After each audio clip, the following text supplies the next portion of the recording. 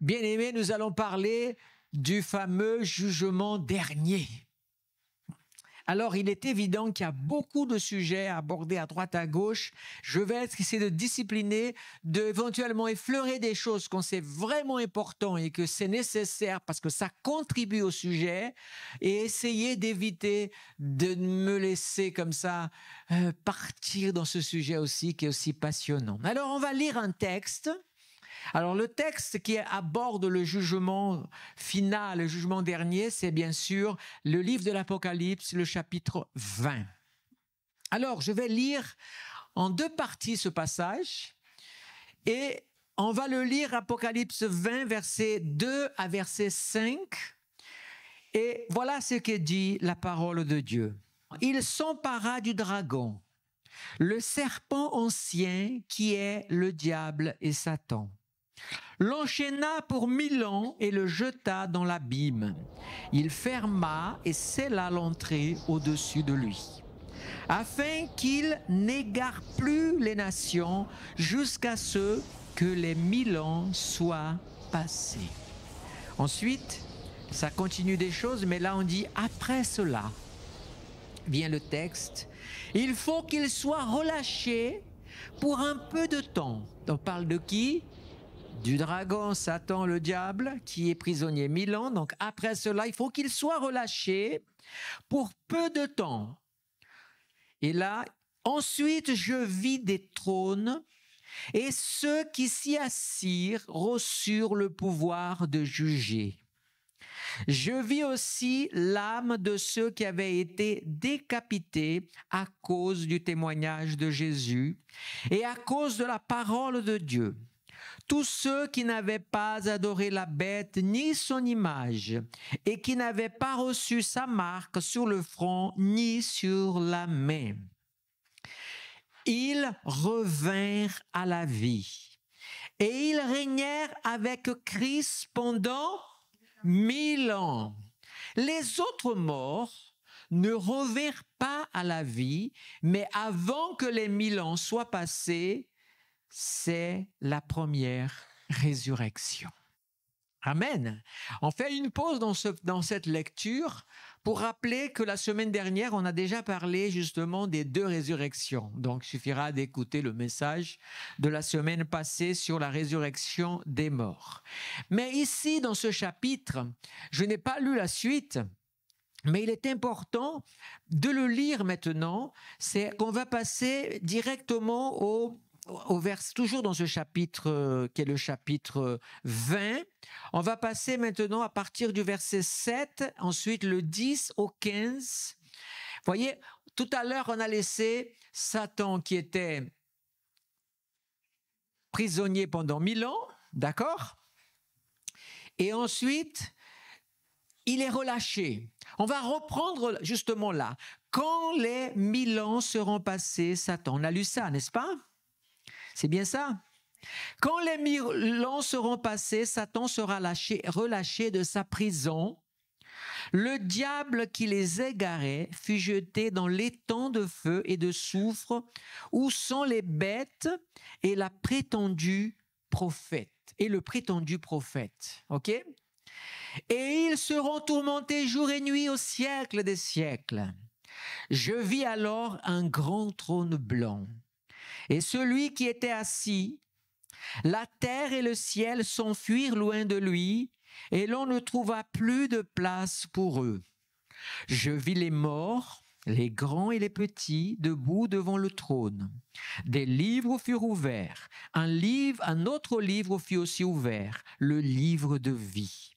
Les morts furent jugés conformément à leurs œuvres, d'après ce qui était écrit dans ces livres. La mer rendit les morts qu'elle contenait. La mort et le séjour des morts rendirent aussi leurs morts. Et chacun fut jugé conformément à sa manière d'agir. Puis, écoutez bien encore, la mort et le séjour des morts furent jetés dans l'étang de feu. L'étang de feu, c'est la seconde mort. Tous ceux qui ne furent pas trouvés inscrits dans le livre de vie furent jetés dans l'étang de feu. Waouh! Tout un programme, n'est-ce pas? Alors, pourquoi j'ai lu de suite les deux textes? Le texte qui m'intéresse le plus ce soir, c'est celui que je viens de lire, le deuxième. Mais je dois quand même souligner que dans ce chapitre, il y a deux tribunaux quand même. Vous avez remarqué? Il y a celui qu'on a lu en premier, où il est dit on a pris le dragon, le serpent ancien, le diable Satan, et on l'a enchaîné, on l'a jeté pour 1000 ans. On est d'accord? Et on a fait cela, et puis ensuite ils vont être relâchés. On est d'accord? Mais il est dit aussi, ensuite j'ai vu des trônes et ceux qui s'y assirent sur le pouvoir de juger. Écoutez bien, il y a deux tribunaux ici.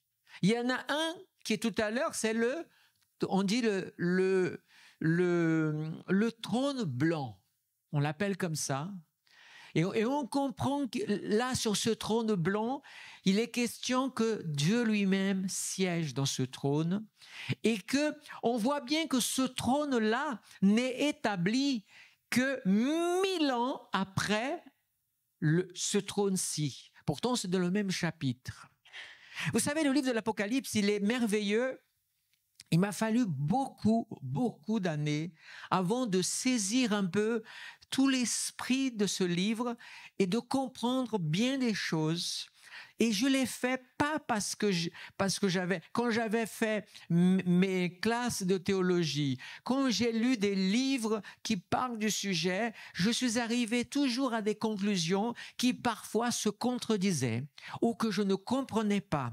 Mais quand j'ai pris le temps pendant 10 ans de lire deux Bibles, une, je n'ai pas encore fini, et que j'ai pris le temps de lire le livre de l'Apocalypse en soulignant, en coloriant, en faisant des commentaires et en priant, j'ai commencé à comprendre des choses avec la base, bien sûr, de ce que j'avais. Je ne peux pas renier ce que j'ai appris non plus dans mes classes de théologie. Il y avait des bases, il y avait des socles, il y avait des choses. Après, il y avait des partis pris théologiques et dénominationnel, mais j'ai réussi à faire un tri au milieu de tout ça et à comprendre des choses. Et c'est pour ça que j'aimerais faire ce préambule à partir de ce tribunal, en montrant que ce tribunal, eh bien, qu'est-ce qui se passe? Il y a donc des trônes, donc ça veut dire qu'il n'y a pas qu'une personne qui règne, mais il y a plusieurs trônes.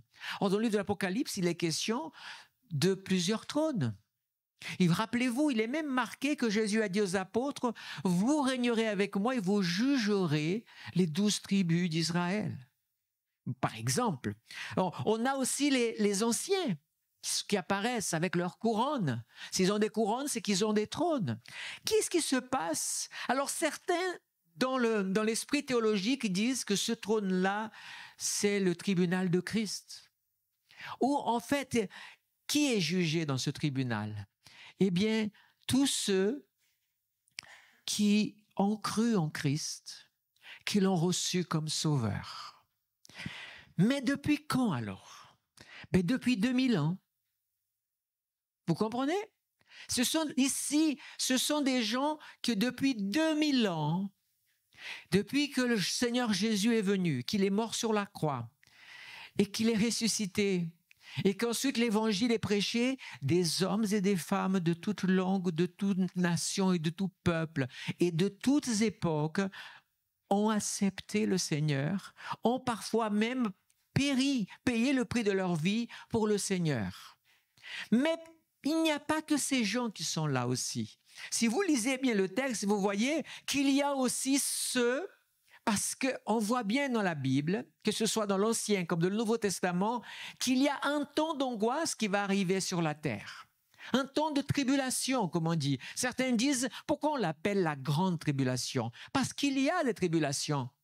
Mais la grande tribulation, c'est parce qu'il y a cette expression qui dit, il y aura une tribulation comme il n'en a jamais eu sur la terre depuis que l'homme a été créé. Et donc, du coup, elle reçoit le titre de grande tribulation. Celle de la fin. Et dans cette grande tribulation, quand on lit eschatologiquement de façon simple, on découvre qu'il y a une bête qu'on appelle aussi un antichrist, parmi les antichrists qu'il y a déjà eu, mais il y en a un en particulier qui va se détacher dans cette période. Et puis il y a aussi un autre personnage qu'on appelle le faux prophète, qui apparaît aussi et qui agit. Et ces personnages apparaissent dans cette période que certains appellent comme une période très proche de ce que nous vivons en ce moment. Mais certains vous diraient aussi que quand il y a eu la Première Guerre mondiale, la Deuxième Guerre mondiale, quand il y a eu d'autres, au moment où le millénium est arrivé entre le premier millénaire et même vers la fin du deuxième millénaire, les gens aussi sortaient toutes sortes de compréhensions, d'interprétations pour parler de ça. Je ne sais pas si on est proche de ce moment, si on est loin. Ce n'est pas le but. Mais ce que je veux dire par là, c'est que pendant cette période, beaucoup de gens vont être persécutés à cause de leur foi. Ça, c'est clair aussi dans la parole de Dieu. Il est clair qu'il y a une persécution de tous ceux qui confessent Christ, mais d'une manière plutôt biblique et pas forcément religieuse. Comprenez ce que je vais vous dire par là. Et donc, parce qu'à un moment donné, il est une question d'une marque. Vous voyez, je parle de façon, je vais rester simple, je ne vais pas rentrer avec chaque sujet, mérite un discours d'une heure, quoi. Donc, il y aura une marque, et puis des gens qui n'auront pas cette marque, soit sur la main droite, soit sur le front, eh bien, ces gens vont payer le prix de leur vie et mourir. Et dans ce chapitre-là, il est dit quoi? Que eux ont ressuscité aussi. C'est bien ce qu'on a lu. Ceux qui avaient été décapités à cause du témoignage de Jésus et à cause de la parole de Dieu, ça c'est allusion à ceux qui sont morts, par exemple, dans le 1er siècle. Tués par qui? Par Rome, par exemple, dans les arènes, dans les théâtres, par les lions, brûlés, crucifiés. Vous voyez ce que je veux dire? Il y avait tout ça. Donc, il est question ici, c'est pour ça que je vous parle de 2000 ans, témoignage de Jésus à cause de la parole de Dieu, et ceux qui n'avaient pas adoré la bête ni son image. Ça, ce sont les derniers morts. Il n'y a pas très longtemps, ils sont morts et les voilà qui sont déjà ressuscités et ils font partie de ce tribunal-là. Mais alors, pourquoi un tribunal? Ils sont morts pour Jésus, ils sont sauvés. Ce tribunal ici n'est pas, comme disent certains, ce n'est pas un tribunal pour dire, ben écoute, c'est vrai que tu as accepté Jésus, mais finalement, tu sais, tu n'as pas touché le bon numéro. C'est absurde, quoi. C'est pas ça. Ce qu'on peut lire dans la parole de Dieu, et il y a beaucoup de textes. J'aimerais ici vous trouver, par exemple, un passage que je pourrais vous donner, par exemple, c'est que je trouvais ici un passage où il est question de, si vous voulez, dans la Bible, il y a quelques passages où il est question justement de juger, mais les œuvres, parce que aujourd'hui, il y a un mot qui va être très important, et j'aimerais que vous gardiez ce mot, c'est le mot justice. Vous comprenez? Quand on parle de jugement, forcément on pense à tribunal, on pense à juge, mais au-dessus de ça, il y a loi et justice. Gardez cela parce qu'on ne va pas sortir de ce contexte. Donc, il y a parmi ceux qui ont accepté Jésus différentes dimensions d'engagement et de service. Vous voyez? Et donc, devant le Seigneur, il y a comme des récompenses. Vous imaginez? Vous avez par exemple, et n'interprétez pas mal ce que je vais dire là, parce que je ne suis pas en train de juger, je suis en train de laisser simplement vous montrer combien la justice de Dieu. Vous avez par exemple quelqu'un qui aime le Seigneur. Je ne doute pas que les gens aiment le Seigneur. Ils aiment le Seigneur, mais ils n'ont pas envie de le servir plus que ça. Ils veulent garder un chemin droit, obéissant au Seigneur, lisant la parole, allons à l'église, mais il ne faut pas demander plus. Vous voyez? Et ils passent leur vie comme ça. Mais vous avez aussi d'autres personnes qui, eux, acceptent de tout laisser. Parfois même d'aller laisser famille, je parle des missionnaires par exemple, Et malgré tout, ils ont une vie engagée. Il y a des personnes qui, par exemple, pourraient avoir une vie professionnelle, gagnant beaucoup d'argent. Ils ont tout laissé par amour de Christ pour le servir. Et parfois, ils sont persécutés, mal compris, tout ce que vous voulez. Mais ils tiennent parce qu'ils ont cette vocation, ils ont cet appel. Vous voyez la balance ou pas? Donc, quand on arrive devant Dieu, le Seigneur tient aussi à récompenser, parce que Jacques dira par exemple que ceux qui désirent servir le Seigneur désirent une chose excellente. Tous les chrétiens ont le droit ont le désir, mais tous ne sont pas prêts à payer le prix. Si je prends un micro et je passe au milieu des chrétiens, je dis, tu veux recevoir les dons du Seigneur? Ah oui, moi je veux recevoir les dons. Alors tu veux quoi? La prophétie, la guérison, le miracle, l'interprétation des langues. Les chrétiens tous veulent ça. Mais est-ce que vous savez que pour exercer de cette manière, il y a un prix aussi à payer? Il faut avoir une vie de prière, de consécration, même je te dirais de sanctification. Et vous ne pouvez pas avoir une vie naturelle tout en désirant un grand surnaturel.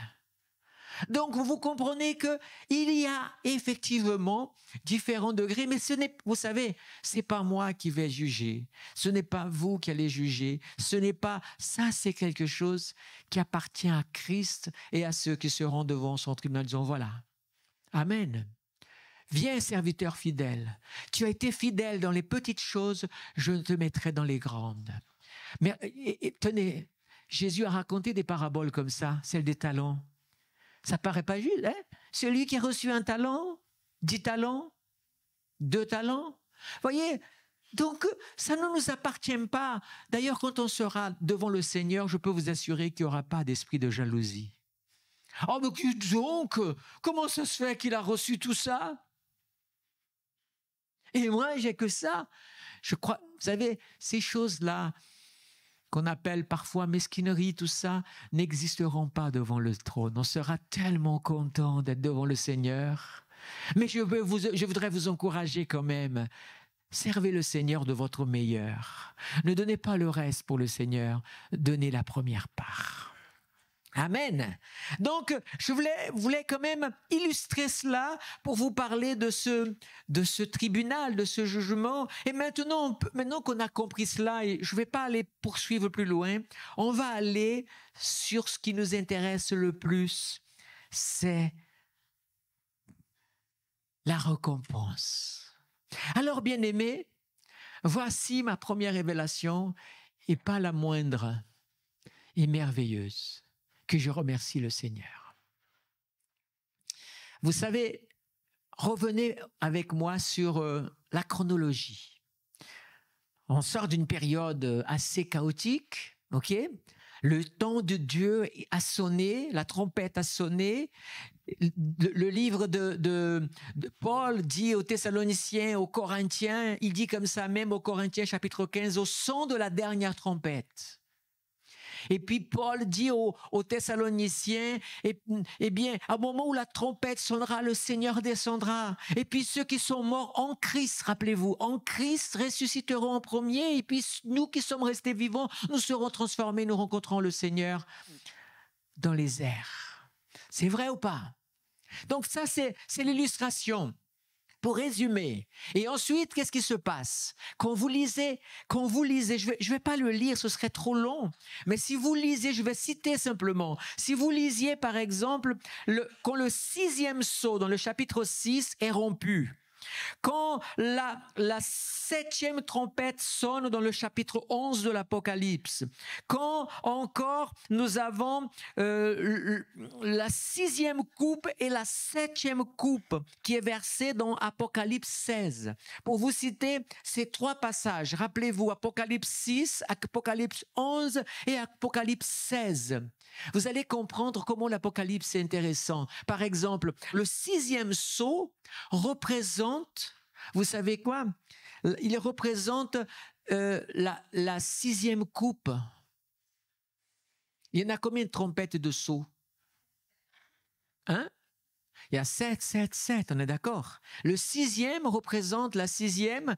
Et si vous remarquez que la 6e et 7e coupe, parce que pourquoi le 6e sceau? Il représente la 7e trompette. Parce que le 7e sceau annonce que les trompettes qui viennent. C'est différent. Mais par contre, quand vous regardez la 7e trompette, elle représente la 6e coupe et la 7e coupe. Parce qu'en fait, une chose importante, des fois on lisait de façon linéaire les sceaux, les trompettes et les coupes comme étant 7, 14 et 21 malheurs. Détrompez-vous, c'est pas ça. En fait, les coupes, par exemple, quand vous lisez les coupes, quand vous lisez les sceaux, quand vous lisez les trompettes et les coupes, dans l'ordre, c'est coupes, non, c'est sceaux, ensuite trompettes, et les dernières, c'est les coupes. En fait, c'est le même événement qui se passe, mais ils sont regardés de façon différente. Et vous comprenez en les ajoutant aux uns aux autres. Je vais vous donner un exemple. Quand vous lisez, par exemple, la trompette, une trompette, il est question de quoi, par exemple, dans cette trompette? Il est question d'une étoile qui tombe du ciel. Vous savez? Une étoile qui tombe du ciel. Alors, beaucoup d'interprètes ont dit « Oh là là, il y a un astéroïde qui va tomber sur la Terre. C'est certainement une vision d'un astéroïde. » Pas du tout. Parce que quand vous lisez la coupe, vous voyez le même événement se passer, mais vous comprenez que c'est un ange. Parce que lui, il est clair, c'est un ange qui est descendu. Et il a produit les mêmes effets. Donc, bien sûr, on pourrait passer 2 heures rien que sur la relecture de l'Apocalypse et on aurait compris tellement de choses parce que la Bible, elle répond à la Bible, elle interprète la Bible. C'est la règle vraiment de l'herméneutique. Alors, maintenant que j'ai dit ça, je vous ai cité ça pour que vous compreniez que ce temps-là, ils sont marqués ici et Dieu agit avec puissance. Maintenant que j'ai fait tout cela, on peut aller voir ce jugement. Alors, rappelez-vous, je résume. On a jeté dans le lac de feu parce qu'il y a eu une bataille. Dans ce chapitre que nous avons lu là, il va y avoir une bataille qu'on appelle Armageddon. Et j'ai eu la chance d'aller là-bas à Megiddo, où ça se trouve. Il y a une espèce de forteresse d'endroit là-bas qui était les étables de Salomon, qui ensuite le roi Akab. On a fait aussi des étapes au moment où le royaume était divisé. Il y avait des chevaux, les plus beaux chevaux étaient là-bas. Mais c'est un endroit où on voit à perte de vue une plaine incroyable. Et quand on est là-bas, on se dit « Waouh, c'est ici que ça va se passer une des choses terribles de l'histoire ». Mais le pire dans tout ça, c'est que l'histoire se répète. Vous savez, Antiochus IV, vers 167, par là, grosso modo, avant Jésus-Christ. Il était en conflit contre la dynastie de Ptolémée qui sont du côté de l'Égypte. D'accord ? Et donc, vous savez, ces 2 règnes du Sud et règnes du Nord, c'est décrit dans le chapitre 11 du livre de Daniel. Ils veulent absolument, à un moment donné, posséder l'un et l'autre. Antiochus IV, il est connu comme un grand roi, mais en fait, le grand roi, c'est son père, Antiochus III. Lui, il a bénéficié d'un royaume puissant, mais il est connu pour des choses un peu terribles. Eh bien, lui, il était en guerre. Et vous savez, le pays qui dominait le monde à ce moment-là, c'était Rome, bien sûr. Et donc, les deux règnes nord et sud étaient quand même des vassaux de Rome.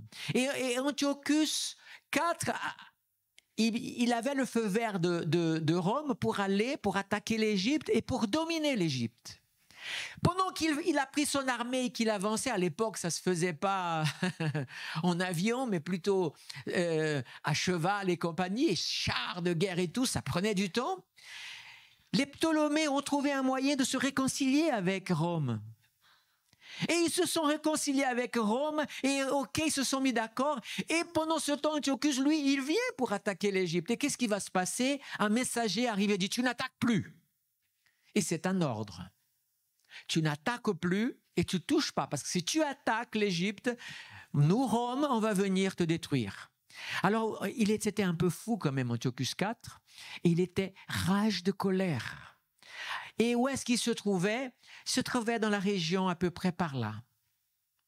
Et quand il a fait demi-tour, parce qu'il était obligé, mais il s'est senti humilié, il était en colère, alors il a regardé pour passer sa colère, et où est-ce qu'il se trouve? Il se retrouve en passant par la terre d'Israël, et il se trouve dans cette région-là de Megiddo aussi, par là, et il décide qu'il ne va pas faire le voyage en vain, et donc il va à Jérusalem et il va attaquer ces fameux Juifs qui sont rebelles. Vous savez, c'est l'époque des Maccabées.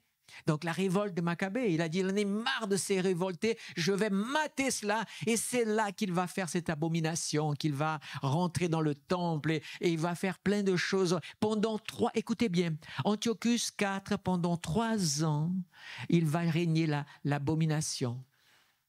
Et c'est pour ça il est une des images de l'Antichrist qui dit que dans les derniers temps aussi, pendant 3 ans, vous voyez, c'est comme ça qu'on trouve dans l'histoire. Cette région-là, eh bien, toujours dans la chronologie, quand le Seigneur descend là, qu'est-ce qui va se passer? Il est question d'une bataille. Et dans cette bataille, eh bien, le Seigneur va vaincre l'armée de la bête, ok? Avec tous les rois de la terre. Quand vous lisez chapitre 6, 11 et le chapitre que je vous ai dit 16 de la parole, vous voyez, vous prenez les 3 morceaux du puzzle, vous les mettez ensemble et vous comprenez comment ça se passe. Ces 3-là, ils vont être vaincus. Et puis on voit cette bataille et cette victoire à la fin du livre de l'Apocalypse aussi. On la retrouve aussi vers le chapitre 19. Il est question aussi de la grande Babylone qui est aussi dans l'affaire. Et qu'est-ce qui va se passer? Ils vont être vaincus. Et quand ils vont être vaincus, il est dit dans ce chapitre 20, et même dans le chapitre 19 déjà, que la bête et aussi le faux prophète sont lancés dans le lac de feu. C'est les premiers à inaugurer là-bas. Vous voyez? Mais le dragon, lui, celui qui est le diable, celui qui donnait sa force à la bête, qui a donné sa force à la bête, chapitre 13 de l'Apocalypse, lui, il n'est pas jeté dans le lac de feu, il est jeté dans l'abîme, abyssos. Et abyssos, ça veut dire, vous savez ce que c'est? Il est lancé dans une espèce de grand fossé qui est au fond de la mer. Et le mot abyssos dans le grec est terrible parce que le mot abyssos vient d'un autre mot, qui vient d'un autre mot, qui vient d'un autre mot, jusqu'à arriver à la racine du mot qui veut dire tourner au rang.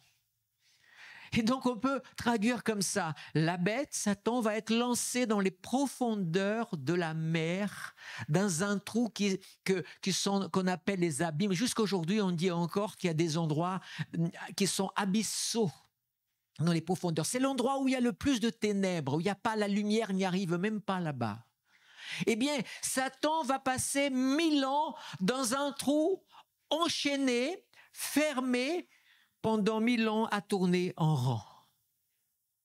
Rage de colère, parce qu'il ne reviendra à la scène que 1000 ans plus tard. Donc, la bête n'est plus là. Donc, vous me suivez ? Le faux prophète n'est plus là. Eux, ils ont déjà réglé leur compte.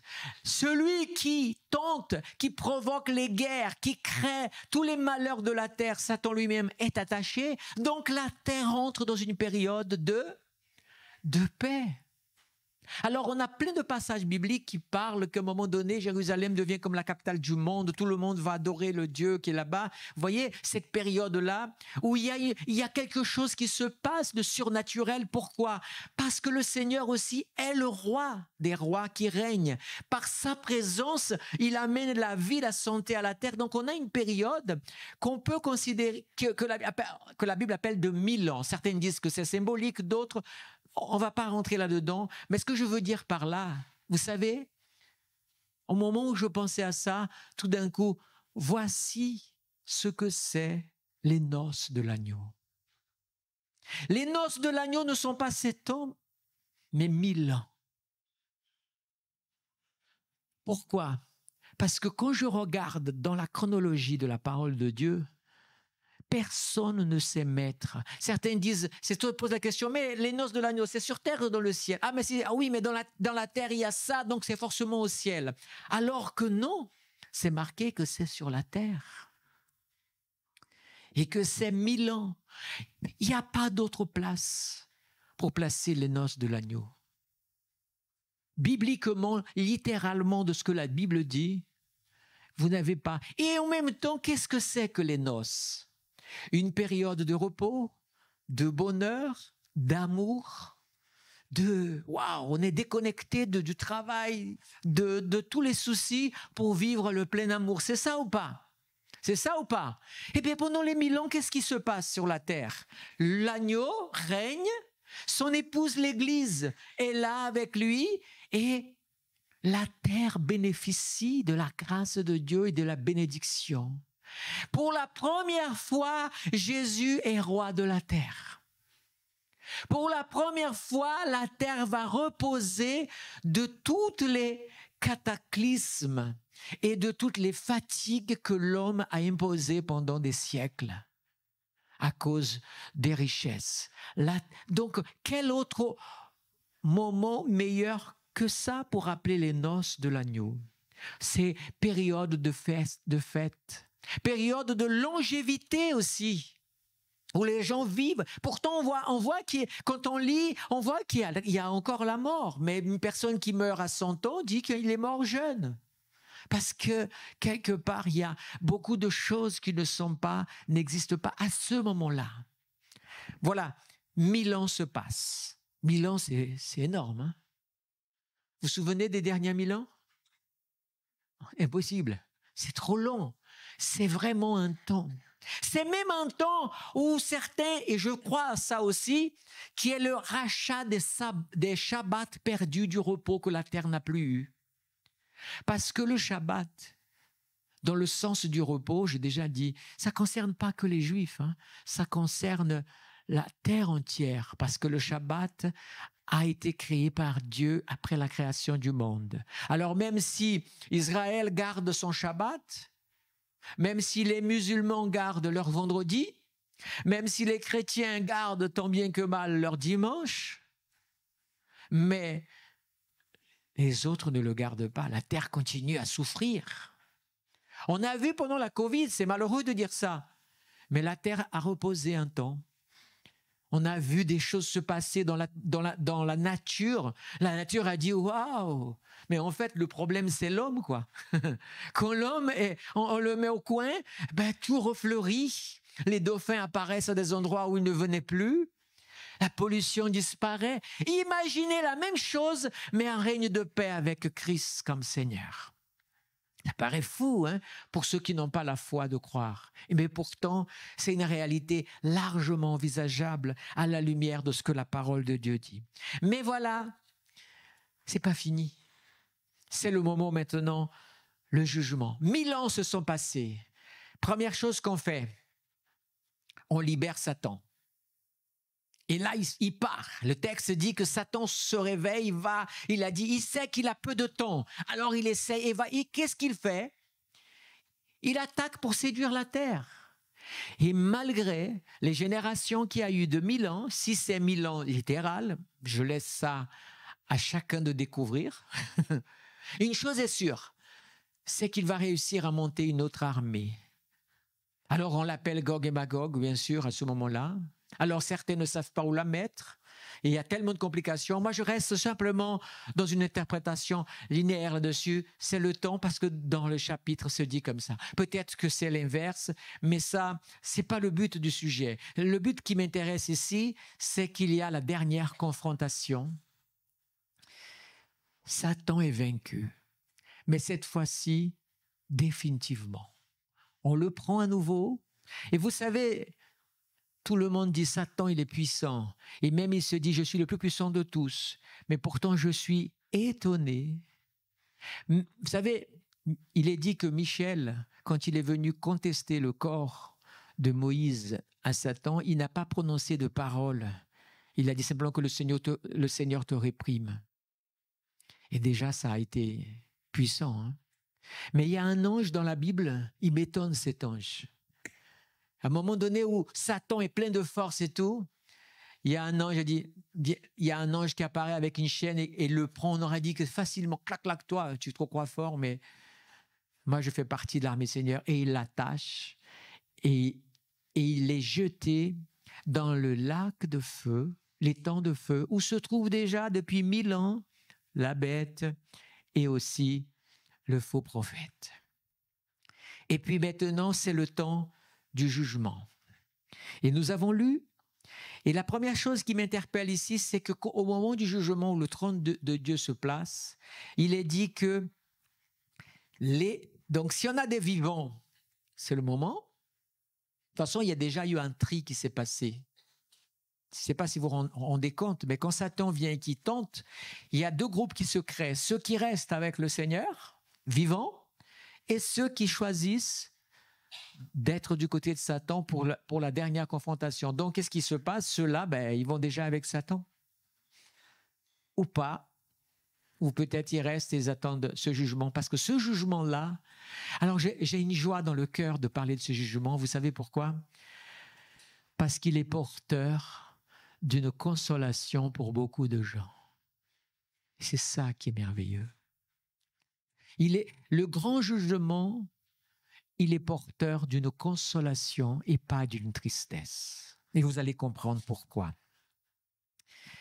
Comprenons déjà ce jugement. Les morts, donc ceux qui sont morts depuis le début, tous ceux qui sont morts, mais qui sont morts sans recevoir Christ dans les 2000 ans d'avant, tous ceux qui sont morts loin de Dieu, tous les peuples idolâtres et compagnie qui n'ont pas... Israël aussi a été un témoin. Vous voyez? C'est un moyen aussi de salut à l'époque de la loi. La Bible dit très clairement, et vous allez le lire dans un moment, si tu vivais sous la loi, tu étais jugé par la loi.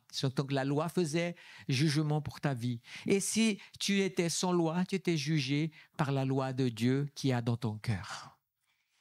Alors vient le moment où le trône se dresse, des livres sont ouverts. Il y a un livre qu'on connaît tous, c'est le livre de la vie. Vous savez, dans le livre de la vie, j'ai ici une page, il y a à peu près 9 passages ou 10 par là, où il est question du livre de la vie. D'accord? Je ne vais pas tous les lire pour ne pas aller long. On va voir un petit peu. Ce que je veux vous inviter ici, c'est comprenons le jugement de Dieu. Psaume 98, verset 9, il est dit « Devant l'Éternel, car il vient pour juger la terre. Il jugera le monde avec justice et les peuples avec droiture. » Première chose, Dieu, il est justice. Mispa. N'est-ce pas? Yahvé Mispa, l'Éternel est ma justice. Si je ne me trompe pas de mots. Le Seigneur, il est justice, il est droit. En lui, il n'y a rien de faux comme il peut y avoir en nous.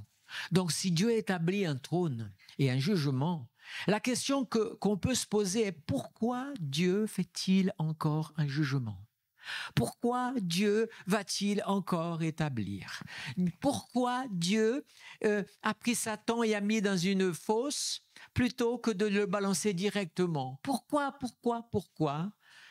Je vais vous le dire une chose. Parce que Dieu est amour. C'est ma première réponse.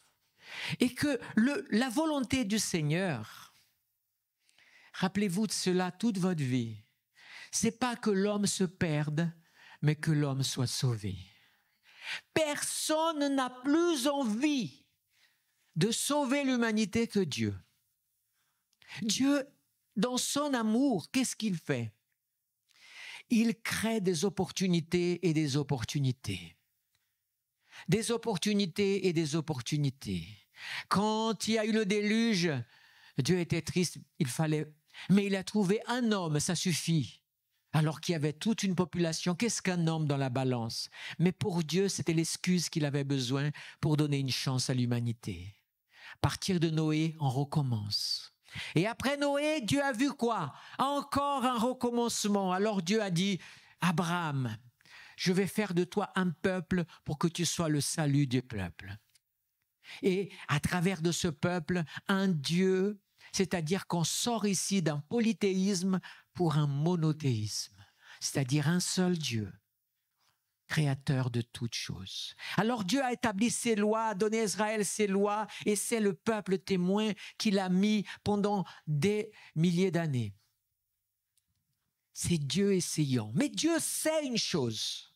Dieu sait une chose qui se trouve dans la loi, dans la Torah, dans la loi de Dieu, dans la parole de Dieu, se trouve dans les enseignements aussi de la chrétienté, se trouve dans certaines valeurs musulmanes aussi.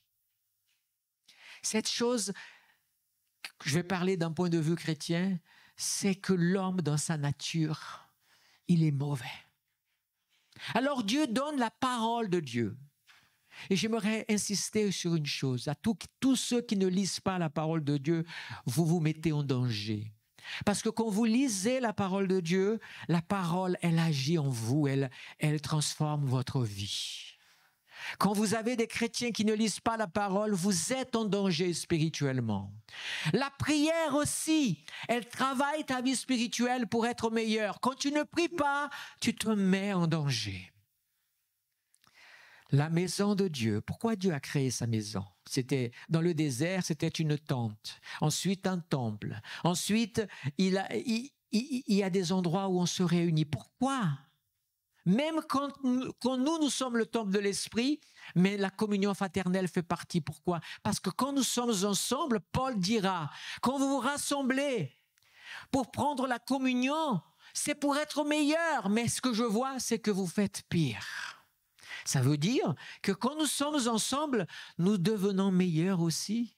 Parce que chacun témoigne de sa foi, de ce qu'il a vécu, et ça me touche et ça m'amène à progresser. Tout ça, c'est Dieu qui est en train de construire quelque chose dans ton cœur. Dieu a le désir. Mais Dieu ne veut pas être injuste non plus. Il ne peut pas nous sauver malgré nous. Alors, Satan aussi, on le voit dans la Bible. Satan aussi, il agit comme une épreuve dans ta vie. Si tu résistes à Satan et à tous les cadeaux de Satan, tu ne finiras pas où finira Satan.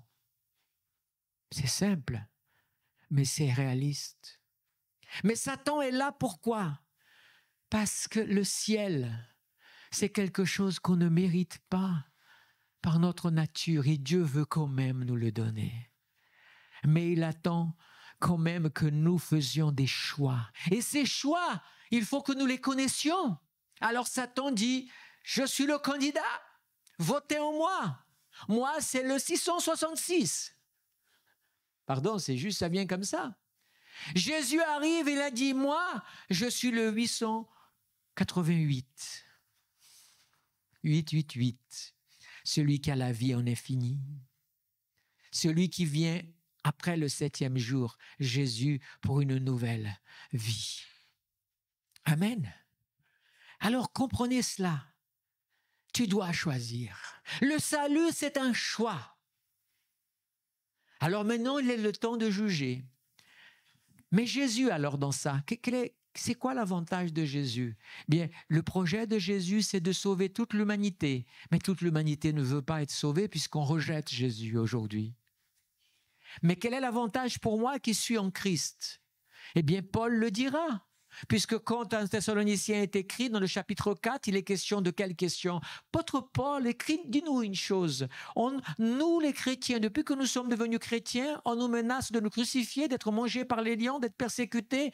Est-ce que ça vaut la peine de mourir pour cette foi, pour ce Jésus que tu prêches? Et Paul va dire, soyez sûrs d'une chose. Ceux qui meurent en Christ ressusciteront en Christ et vont bénéficier d'une chose que les autres n'auront pas. C'est les 1000 ans. C'est les noces de l'agneau. c'est aussi le salut immédiat que même ceux qui n'ont pas connu Christ avant et qui ont vécu en dehors de la loi ne connaîtront pas non plus. Imaginez le gars qui est mort il y a 5000 ans, il a encore 1000 ans d'attente avant de passer devant le grand tribunal.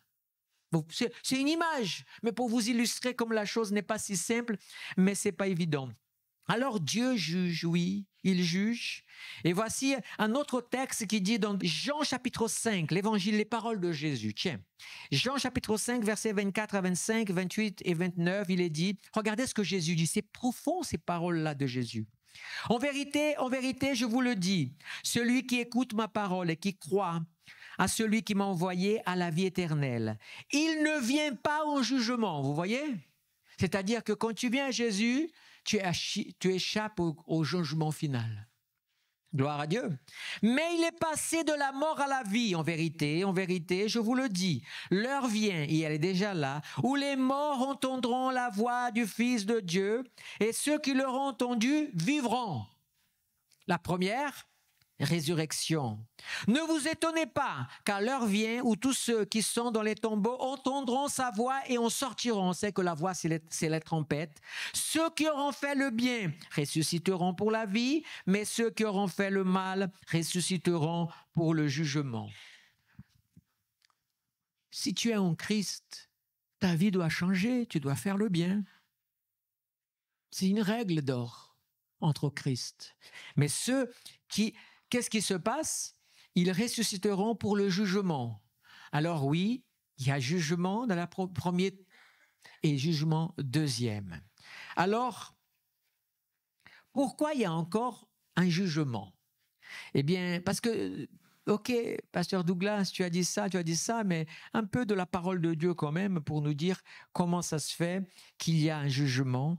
Et sur quoi s'appuient les paroles que tu vas dire par la suite. Je vous ai cité des choses, je vais vous lire 2 textes. D'abord 2 Pierre 3, versets 9 à 15. Écoutez bien ce texte. Le Seigneur ne tarde pas dans l'accomplissement de la promesse, comme certains le pensent. Au contraire, il fait preuve de patience envers nous. Amen. Voyez, Dieu est patient. Voulant qu'aucun ne périsse, mais que tous parviennent à la repentance. C'est le plus grand désir de Dieu. Le jour du Seigneur viendra comme un voleur dans la nuit. Ce jour-là, le ciel disparaîtra avec fracas. Les éléments embrasés se désagrégeront et la terre avec les œuvres qu'elle contient sera brûlée. Waouh! Ici, je peux vous assurer que ce n'est pas la première résurrection, c'est bien la deuxième. Vous allez comprendre ça. Puisque tout le monde doit être dissous, combien votre conduite, écoutez bien, bien-aimés, combien votre conduite et votre piété doivent être-elles saintes? Attendez et hâtez la venue du jour de Dieu.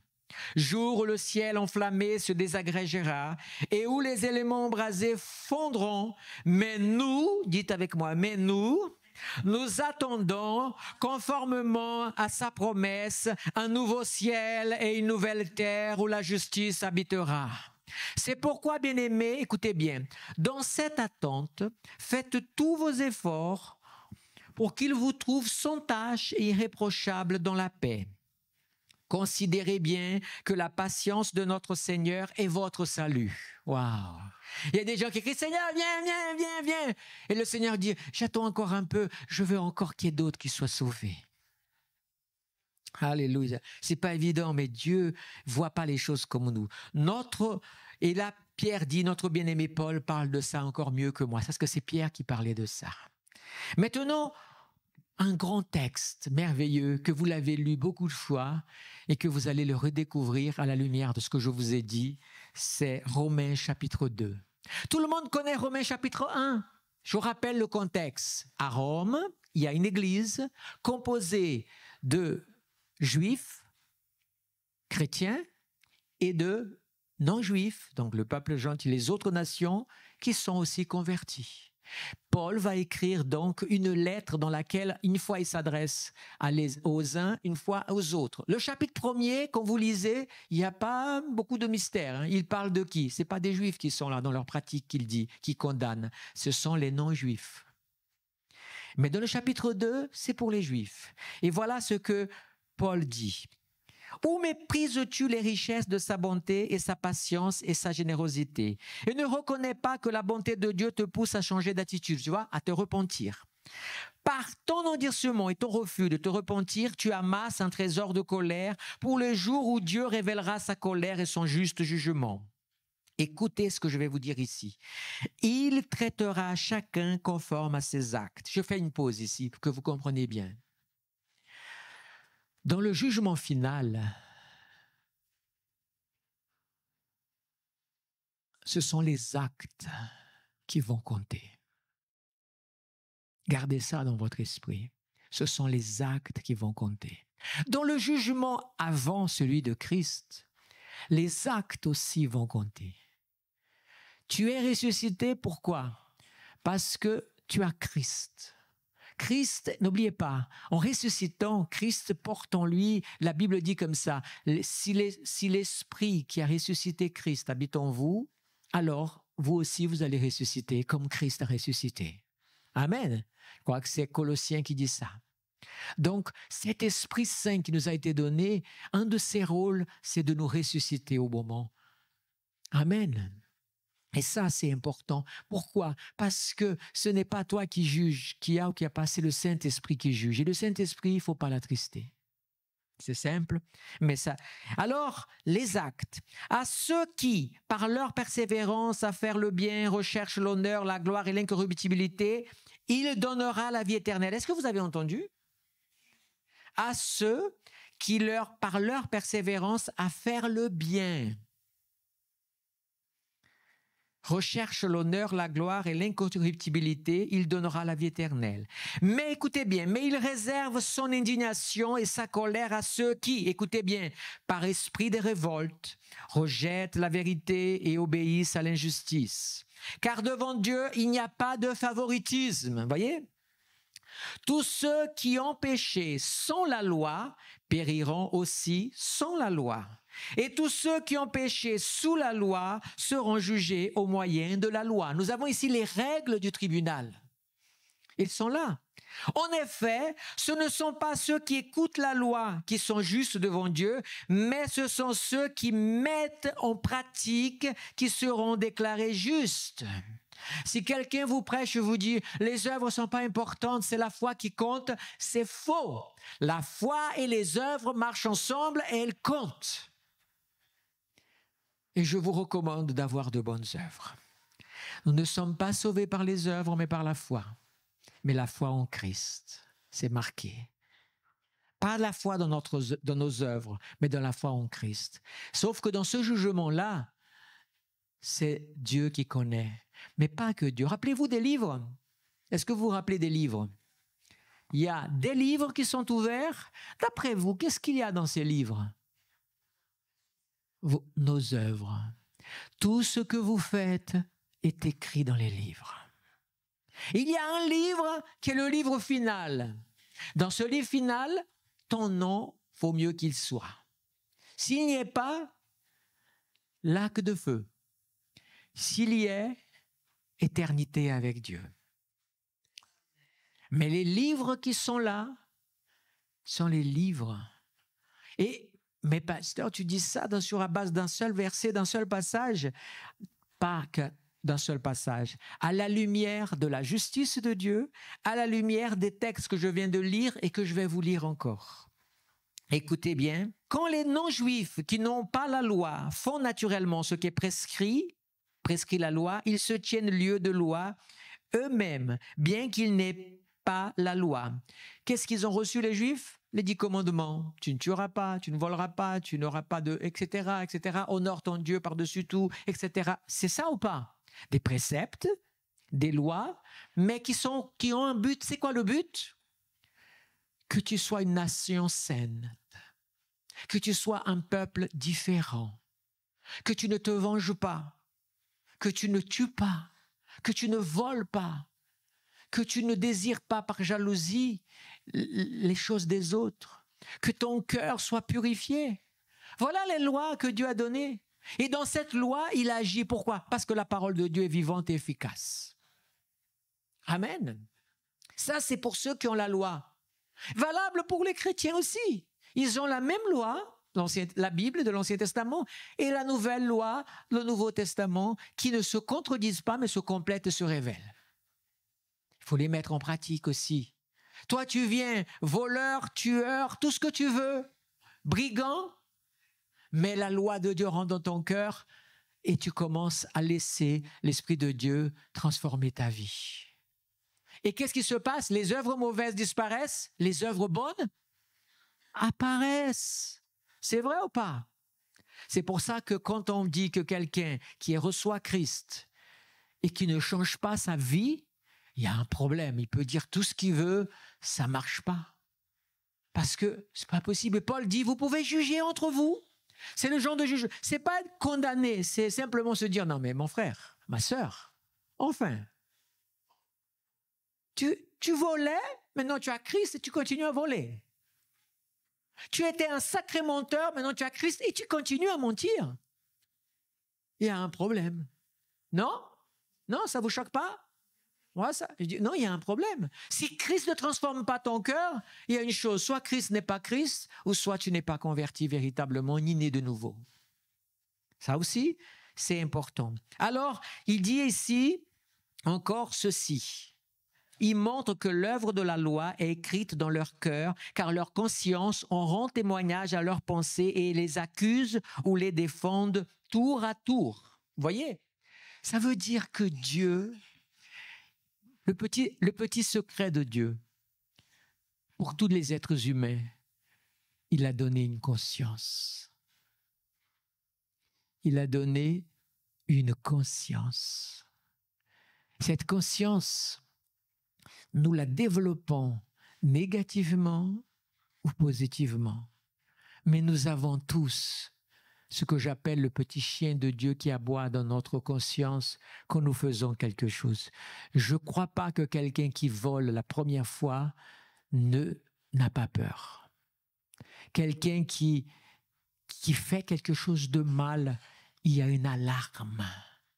Et après, les gens s'habituent et leur conscience devient cautérisée.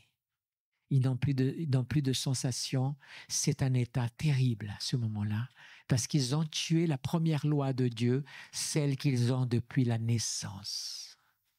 Même la crainte que nous avons, cette peur, qui n'est pas une phobie, mais une peur naturelle. On voit le feu, on a peur du feu.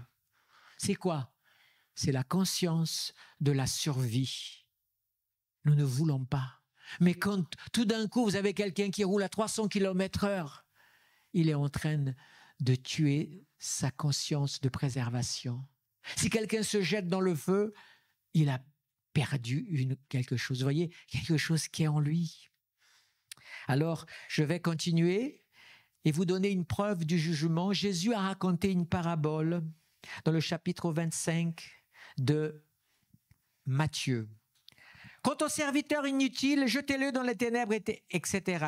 C'est qu'il y aura des pleurs, des grincements de dents. Et puis il ajoute maintenant, lorsque le Fils de l'homme viendra dans sa gloire avec tous les saints anges, il s'assiera sur son trône de gloire. Toutes les nations seront rassemblées devant lui. Écoutez bien, qu'est-ce qu'il va faire devant lui? Dans cette parabole, Jésus révèle quoi? Jésus n'est pas en train de révéler le premier tribunal ici, hein? C'est le deuxième qui est ici. Quand vous voyez la sentence, vous savez tout de suite de quel tribunal il s'agit, oui ou non? Il dit quoi? Toutes les nations seront assemblées devant lui, toutes les nations. Donc, ce n'est pas ceux qui sont en Christ seulement, mais c'est toutes les nations sont là devant lui. Mais le Fils de l'homme, oui, mais n'oubliez pas que la Bible identifie Christ comme Christ dans le rôle de Christ tel que nous connaissons, mais n'oubliez pas qu'il est Dieu et qu'il n'y a aucun choc à interpréter comme étant aussi le Seigneur. Amen. Et il suffit simplement de comprendre sur cet angle aussi. Alors il est dit quoi? Toutes les nations, etc. Il séparera les uns des autres comme le berger sépare les brebis des boucs. Il mettra les brebis à sa droite, les boucs à sa gauche. Alors le roi dira à ceux qui seront à sa droite. Venez à moi, vous qui êtes bénis de mon Père, prenez, etc. J'ai eu faim. Écoutez bien ce que dit Jésus. J'ai eu faim et vous m'avez donné à manger. J'ai eu soif et vous m'avez donné à boire. J'ai été étranger et vous m'avez accueilli. Et le roi répondra, je vous le dis en vérité, toutes les fois que vous avez fait cela, ce n'est pas à un de ces petits de mes frères, c'est à moi que vous l'avez fait. Ce que je vous décris ici, bien-aimés, c'est les règles du grand tribunal de Dieu. On va aller plus loin. Ensuite, il dira à ceux qui sont à sa gauche, éloignez-vous de moi, maudits. Allez dans le feu éternel, lac de feu. Donc, le dernier jugement. OK? Et qu'est-ce qu'il va utiliser comme règle? Eh bien, il va utiliser, quand j'ai eu faim, etc., etc. Il va dire la même chose. Et là, il est marqué. Je vous le dis en vérité, toutes les fois que vous n'avez pas fait cela, l'un de ces petits, c'est à moi que vous ne l'avez pas fait. Et ils iront à la peine éternelle, tandis que les justes iront à la vie éternelle. Waouh! Qu'est-ce qui va se passer? Eh bien, on arrive ici à ce qu'on va essayer de faire une conclusion pour aller plus loin. Quand un homme, un être humain, voilà, un être humain qui ne connaît pas Dieu, ok, qui n'a pas la révélation de Christ dans sa vie, qui n'a pas de règles de loi non plus pour dire ça c'est bien, ça c'est pas bien. Même nos civilisations, les amis, même les civilisations les plus athées ont leurs règles de loi. C'est quelque chose qui est, même quelqu'un qui refuse Dieu, de croire en Dieu, se dit même athée, pratique des lois qui sont les lois de Dieu. Vous comprenez? Dieu a établi ces choses depuis le commencement. Dieu a établi des règles et il a mis, quand Dieu a soufflé sur le premier homme, même s'il est devenu plus à l'image de Dieu, mais il y a au fond de lui des choses de Dieu quand même. C'est-à-dire une conscience du bien et du mal, du juste, de la juste mesure. Quand Dieu a amené la première destruction au travers du déluge, Dieu a fait, qu'est-ce que Dieu a fait? Il a d'abord fait un constat et il a vu que le monde était complètement souillé parce qu'il y a eu un mélange entre l'être humain et aussi des êtres surnaturels, des géants. Et la terre était perdue. Il y avait quand même une descendance, Noé.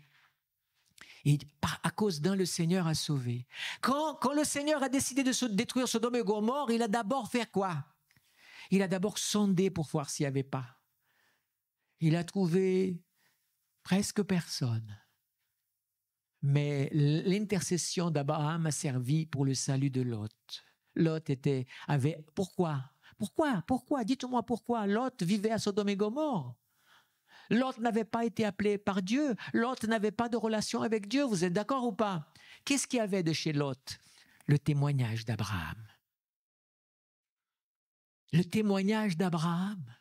Quand il y a eu des problèmes entre les deux troupeaux, les bergers des deux, qu'est-ce qui s'est passé? Abraham qui aurait dû être respecté, Abraham qui était le Seigneur, Abraham qui avait amené Lot, il s'est mis en serviteur de Lot, il a dit, choisis mon fils, tu vas à droite, j'irai à gauche, choisis. Ça parle, ça s'appelle l'humilité, ça s'appelle le don de soi, ça s'appelle le sacrifice pour que l'autre aille mieux. Ces choses touchent les gens. Ne sous-estime pas les actes que tu as dans ton entourage, par ton bon comportement, par ton amour, par ta gentillesse. Bien-aimé, c'est la règle de Dieu dans ce tribunal. Vous savez, les Juifs, ils ont ce qu'on appelle le Yom Hadim. C'est-à-dire que dans la tradition des anciens, c'est le jour du jugement dernier. Et ils ont une tradition qui est la suivante. C'est qu'il y a un questionnaire de 6 questions qui sont posées aux personnes qui, quand ils vont être devant, à la résurrection, quand ils vont être devant le tribunal de Dieu. Et moi, j'ai eu par un de mes professeurs d'études sur le livre de l'Ecclésiaste, quand on a étudié ça sur le livre de l'Ecclésiaste, Les questions sont les suivantes. Je vais lire très vite, je ne vais pas rester longtemps. Mais voici 6 questions. Pourquoi je parle de ça? Parce que j'ai pris les 6 questions. Oh, ok, c'est un truc. Mais après, je suis allé voir le sens de ces questions. Je suis allé dans la Bible et j'ai trouvé pour chaque question 4 ou 5 passages bibliques qui ont un sens avec ces questions. Je n'ai pas le temps ce soir de vous lire les questions et de vous illustrer, mais je vais vous en parler rapidement. La première question, elle est à peu près la suivante. J'ai traduit, donc ça donne à peu près ça. Première question. Avez-vous été une personne digne de confiance? Avez-vous été honnête dans vos affaires? Ça, c'est une chose qui plaît à Dieu. L'honnêteté dans les affaires, dans tous les échanges que tu as. Question numéro 2. Avez-vous investi en vous-même en cherchant à apprendre davantage, en étudiant et en vous développant? Ça mérite réflexion. Les gens qui ne se valorisent pas et qui ne cherchent pas à étudier, à grandir, à apprendre. Ce n'est pas une raison parce que tu n'as pas pu, parce que tu n'as pas eu de chance, que tu ne puisses pas te rattraper. Mais investis en toi. Pourquoi? Parce que Dieu a besoin de toi. Troisième question, avez-vous pris soin de votre famille et de votre descendance? C'est important, la famille. C'est important. Aime ta famille. La famille ne doit pas prendre la place de Dieu, mais elle a une place à part. Tu dois prendre point. Ta descendance, c'est quoi? Bon, à l'époque des anciens, c'était fais des enfants. Fais des enfants aussi. C'est-à-dire contribue, mais bon, voilà. Mais c'est bien, non? Les enfants, c'est la suite. Gloire à Dieu pour ça. Gloire à Dieu. Prends soin de ta descendance, de ta famille. N'oublie pas, ne jette pas ta famille. Laisse la famille te rejeter, mais ne rejette pas ta famille. Quel que soit le péché que commettent les gens de ta famille, ne les rejette pas à cause de leur péché. Aime-les et sois un témoin vivant. Le Seigneur les touchera. Quatrième question. Avez-vous agi de façon à contribuer pour... Alors, ces 3 premières questions, ce sont des questions d'ordre personnel. C'est comme ça que j'ai marqué. Ça, maintenant, d'ordre universel, les 3 autres. Avez-vous agi de façon à contribuer pour que le monde puisse aller mieux? Qu'est-ce que tu fais pour que le monde aille mieux? Est-ce que tu es juste un consommateur? Est-ce que tu es quelqu'un qui ne cherche à rien faire pour contribuer au meilleur du monde? Il y a tellement de choses dans ton niveau que tu peux faire. Oh, tu ne vas pas sauver le monde, mais tu peux faire. L'Église est en dette dans ça, de façon générale, à vouloir se fermer de la société et ne pas... L'Église, par peur de se contaminer, elle ne fait rien, alors qu'elle doit rester fidèle dans ses bottes de la parole, de la doctrine, mais elle doit aller au monde pour contribuer aussi au bien du monde. Amen. Nous avons un quartier, qu'est-ce qui nous empêche un jour? Mais il faudrait qu'on soit tous ensemble. On part ici, on fait un grand nettoyage. On a contribué à quelque chose. Amen. Oh, il y a tellement de choses. À mon niveau, qu'est-ce que je peux faire? Oui, tu peux faire. Tu peux faire. Tu peux faire tellement de choses. Si tu commences à te préoccuper, qu'est-ce que je peux faire pour la terre? Tu vas voir que tu trouveras des idées. C'est inscrit en toi. Sauve ta planète. Amen. 5e, avez-vous manqué de maîtrise dans vos discussions, en relation avec d'autres? Ayant sagesse, équilibre, ou vous avez été une personne insensée, emportée et irréductible? Vous savez, c'est les personnes qui n'arrivent pas à avoir d'amis parce que ils veulent avoir raison sur tout, et s'ils n'ont pas raison, ils cassent tout. Et quand il y a des discussions, vous voyez ce que je veux dire? C'est des gens qui brisent le relationnel par manque de sagesse. Et ça, il y a des chrétiens qui sont comme ça aussi.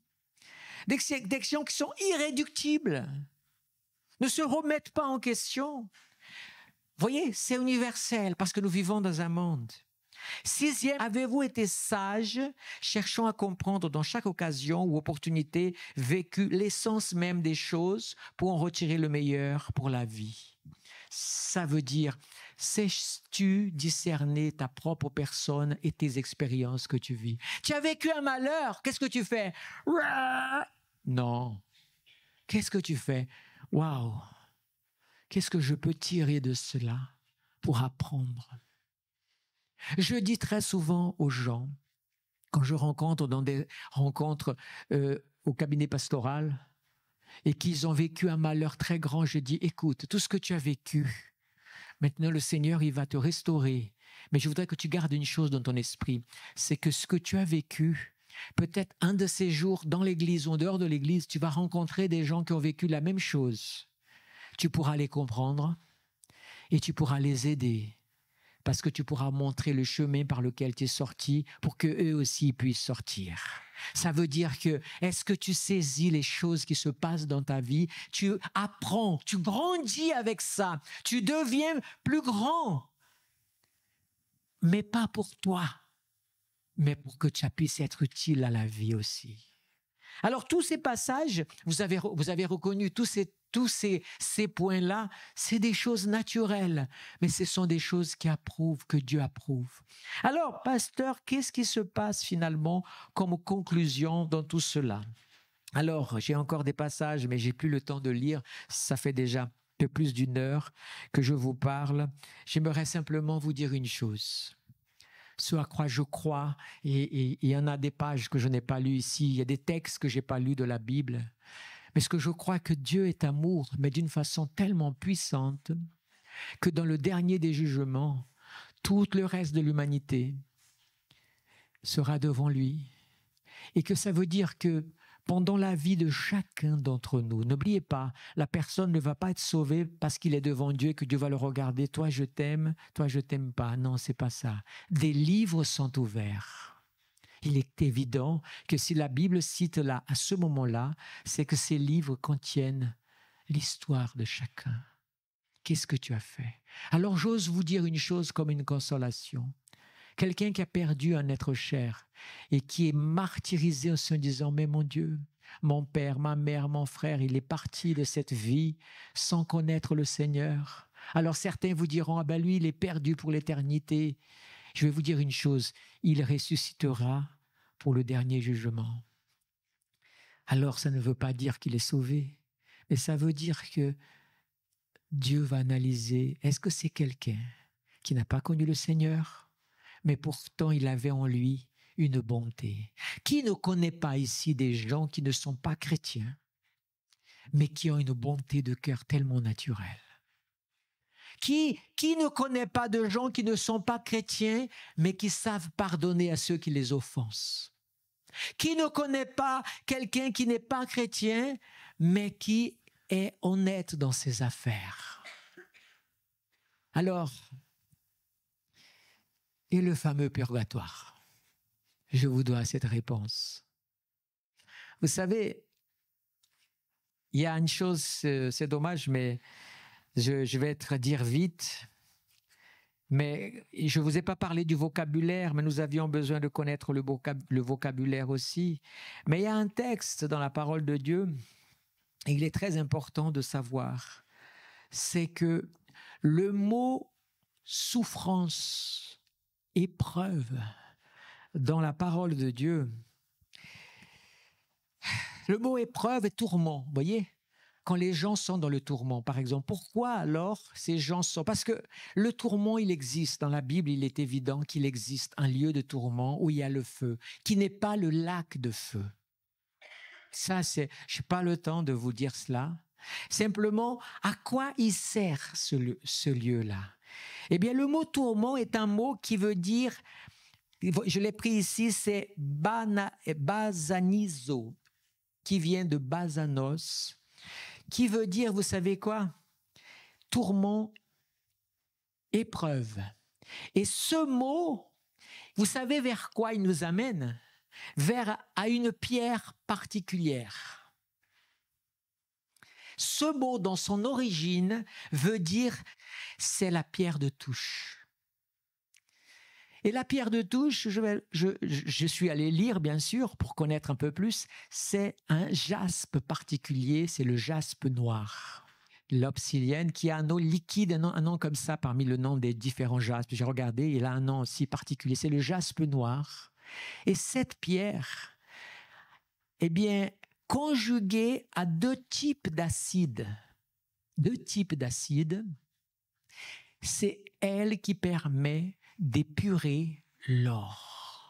Mais pas que. Par exemple, Anne-Marie, elle me confirme, si elle veut savoir si un bijou, il y a de l'or ou pas, elle va frotter, c'est ça, sur cette pierre, qui veut dire, n'oubliez pas, ça veut dire épreuve, tourment. Ça veut dire que les gens qui peut-être ils sont en souffrance, mais ils sont en train d'être épurés. Pour le jour de jugement, s'il y a de l'or en eux, et c'est ça que vous devez comprendre, j'ai trouvé magnifique cela à expliquer. S'il y a de l'or à ce moment-là, cet or va être récupéré dans de l'or ou de l'argent. Vous voyez ce que la Bible dit? Nos œuvres sont de l'or, de l'argent, du bronze ou alors de la paille, etc. Le Seigneur parle que ce qui est de la paille va brûler. C'est une image aussi de... Mais ce qui est de l'or sera retrouvé. Et cet or, c'est quoi? C'est que tu n'as pas Christ dans la personne n'a pas eu Christ dans sa vie. Elle ne pourra pas venir à la première résurrection, ni vivre les noces de l'agneau. Mais si elle a été une personne bonne, elle a passé ce temps dans l'épuration. S'il y a de l'or, c'est quelque chose qui est déjà préétabli. Et c'est là où on peut parler de ce fameux purgatoire. La différence, c'est que le purgatoire ne date que du XIIIe siècle, officiellement, et que ce qui je ne suis pas d'accord dans cette théologie, c'est que si vous priez pour le mort, il va être purifié. Et s'il est dans un endroit, il ne souffre pas parce qu'il est devant un saint particulier. C'est pas ce que la Bible entend. Comprenez bien. Ce que la Bible entend, c'est qu'un lieu de souffrance est un lieu de souffrance. Et je peux vous assurer que quand l'or, il est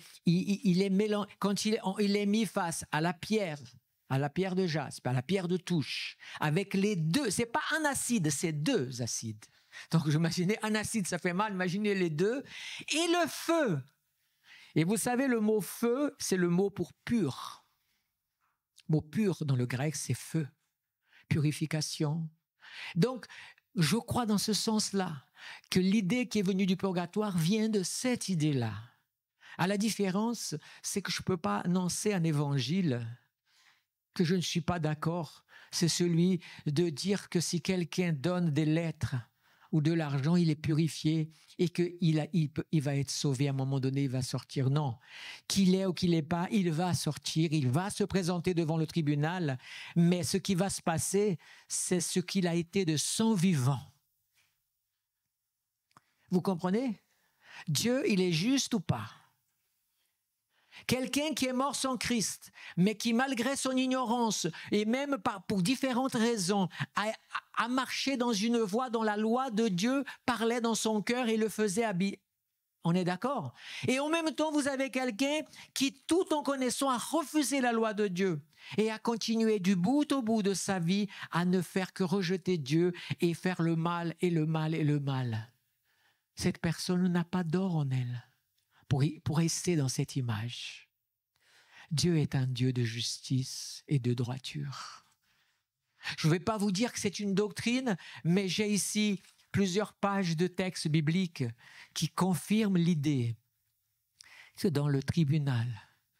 Alors, je vais vous donner un exemple, et c'est dans ce sens que je parle de l'amour de Dieu, mais aussi de la consolation. C'est que toi qui es en Christ, mais peut-être ton mari, ta femme, qui que ce soit, part sans Christ. Tu ne le retrouveras peut-être pas, certainement pas, à la première résurrection, parce que c'est Christ qui est la vie et il faut avoir l'esprit de Christ.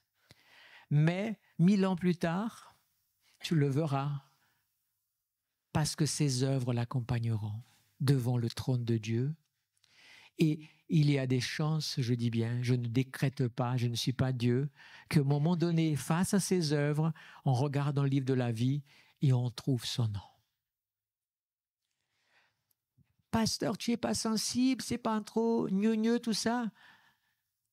Les vies, ta vie est précieuse. L'âme qui est au fond de toi vient de Dieu. C'est le souffle de Dieu.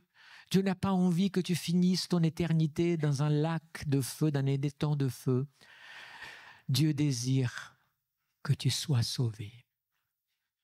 Dieu désire que tu sois, et il t'a racheté pour que tu bénéficies d'un ascenseur au lieu de prendre l'escalier pour les 50 000 étages à monter. C'est une image comme ça. Vous voyez, c'est pas on n'arrive pas en même temps et on ne mesure pas le même effort parce que c'est ça la différence. N'oubliez pas, Dieu est amour. Dieu est amour et il désire sauver.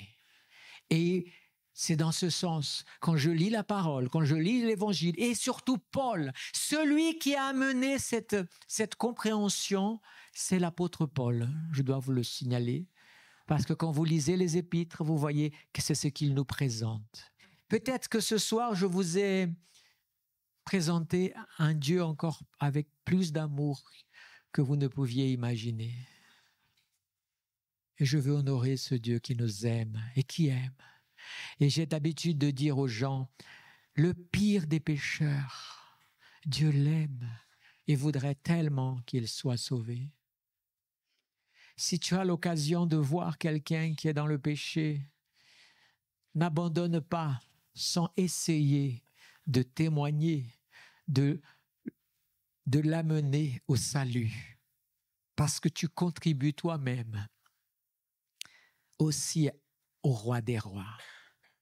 Moi, je crois que dans le tribunal de Jésus, il y a ça aussi qui compte, celui qui évangélise. Pourquoi la Bible dit que quand un pécheur se repent, il y a la fête au ciel? Vous imaginez? La fête au ciel, quand est-ce qu'elle a lieu? Quand le cœur de Dieu se réjouit. Les anges doivent le sentir et ils font la fête. Le cœur du roi des rois est plein de joie. Il y a une âme qui est sauvée. Alors, vous croyez que Dieu n'allait pas mettre un plan dans son plan éternel pour donner une énième chance à ceux qui ont raté toutes les opportunités? Oh Seigneur Dieu, merci de ta grâce et de ton amour. Merci pour Jésus-Christ. Merci Seigneur parce que je me sens encore plus privilégié aujourd'hui de savoir qu'en Christ, j'ai une espérance encore plus belle, celle de passer les noces de l'agneau avec le roi des rois et de connaître le bonheur éternel 1000 ans avant beaucoup de monde. C'est une grâce qui est en Christ. C'est l'amour de Dieu. Merci Seigneur pour le pardon de mes péchés. Merci pour la rémission, pour la rédemption que Jésus a apportée. Merci Seigneur parce que tu désires que l'homme soit sauvé. À toi la gloire, l'honneur et la puissance au nom de Jésus. Amen.